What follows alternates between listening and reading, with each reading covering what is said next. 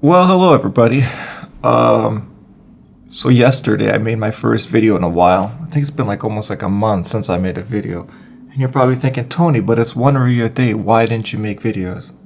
Just didn't feel like it. So that's the thing about being your own business. If you don't feel like doing something, you don't have to do it. But do you know why I don't have to do it?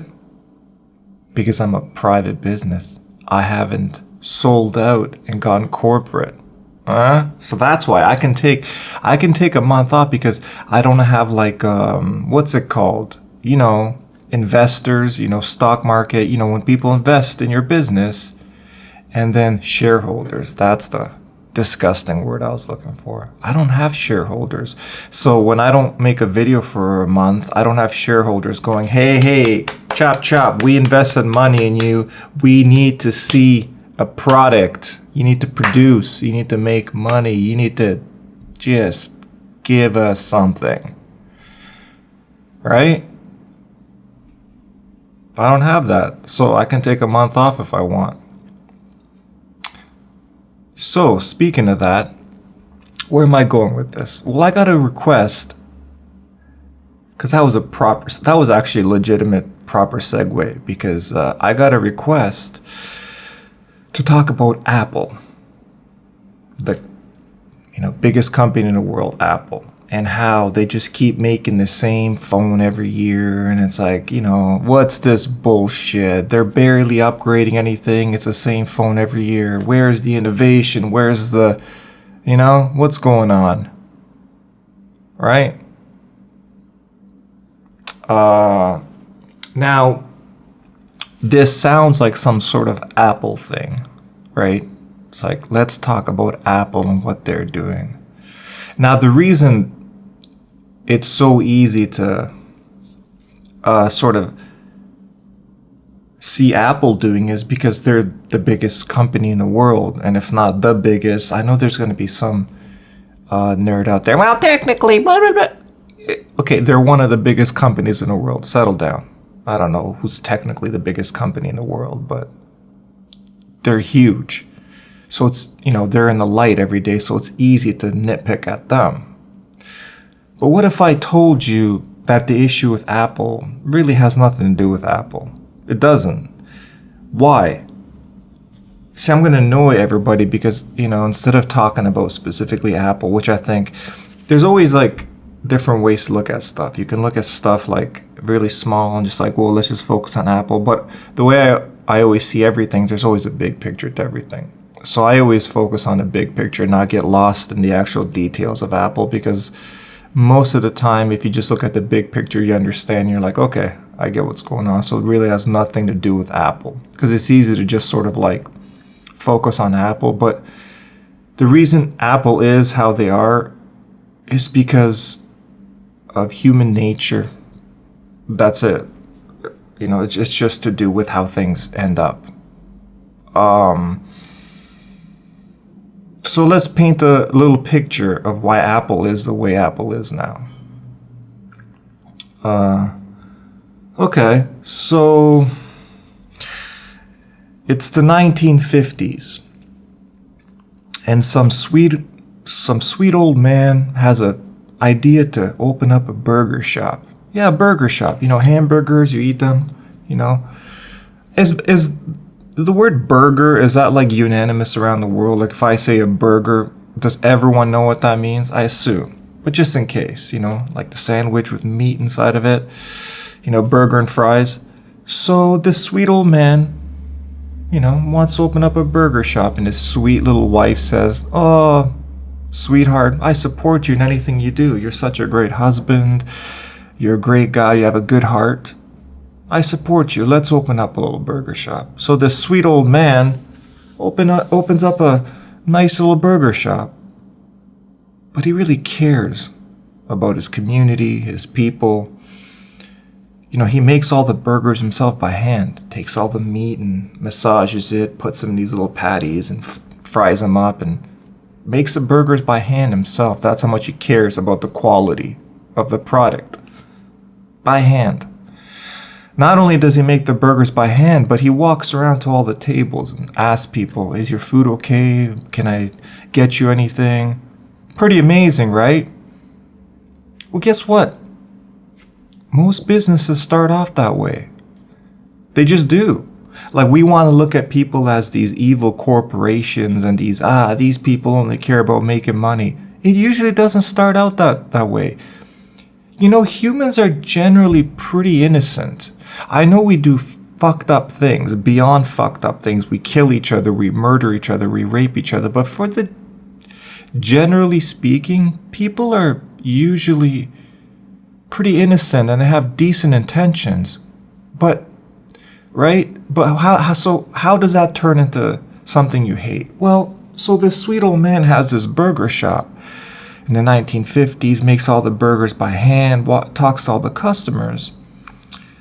But of course, 50 years later, after he's long gone, this little burger shop now it's a chain, and it has 357 locations all throughout North America. And it's got the same name. So let's say this store that this sweet old man opened up in the 1950s was called Jimmy's Delicious Burger Shop. And that's all, now it's like, the year 2000 something, and you see Jimmy's Delicious Burger Shops all around the world. Like, you can't possibly expect that level of care, quality, love put into that product anymore. It's gone. It's not possible. It's realistically not possible, right? So now it's like when you look at Jimmy's Delicious Burger Shop, it's just a bullshit store that sells products that are just trying to make money. And that's basically what happens to businesses. Now, to make it even worse, a lot of the times what happens, remember my segue at the beginning? These businesses start off as innocent little ventures by one or two guys, and then they open up a little shop, and then once that shop becomes successful, somebody tells them, hey, why don't you open up another location here? If you're making $500,000 a year with this store, if you open up a second location, that's $1 million a year. And if you open up 2 more locations, that's $1 million, $2 million a year, $3 million a year. And you're thinking, holy shit, the more locations I open up, the more there is to make. And sometimes people make that choice innocently, having no idea what that means to the quality, how it's going to drop down, or sometimes people just make that decision because they just get excited about the potential of the money. And then there's the other decision of you have a private little business. Why don't we go public with this business, right? Because if you go public with it and you let people invest and it's publicly traded in the stock market, now you have. But that's very enticing. You might think, why would any company want to go public? Well, when a company goes public, typically speaking, they see a huge bump in profits, right? It's enticing. It's very enticing. But the thing is, once you go public, the sweet old man, he can't just go around telling his shareholders, well, I just, my customer wasn't happy, so I just wanted to give him more and give him more and give him more. Because the shareholders are like, no, stop giving more and caring and being this like, it's about the numbers. The numbers don't add up here. Where's our quarterly profits? So that's how you get Apple. That's it. That's how you get every business that turns into just the way you kind of see Apple now. It's like this huge company that seems like they really don't care about innovating anymore, or like about the customers, about the experience. It's really just about the bottom line. What are the profits this year, this quarterly, all those fancy words. And that's just what happens to companies, right? I mean, say whatever you want about Steve Jobs or this sweet old uncle in the 1950s who opened up this pretend burger shop. These people do genuinely start these companies because they're excited and they have a passion to innovate, to create something, to do something. But once those original people fade away and it just becomes a faceless company, how do you expect it to be anything other than just like this thing that's there to make money, right? Because the whole innocence of it is gone, because the innocence usually comes from that original spark, that original idea, whether it's that sweet old man who wanted to open up his burger shop, or maybe somebody who wanted to open up a computer company, a tech company, whatever the thing is. It usually does start off pretty innocently. When you're a kid and you just get like excited, your head's like feels like it's about to explode because you're excited about an idea or something that you're thinking about. It does really start off that innocently most of the time.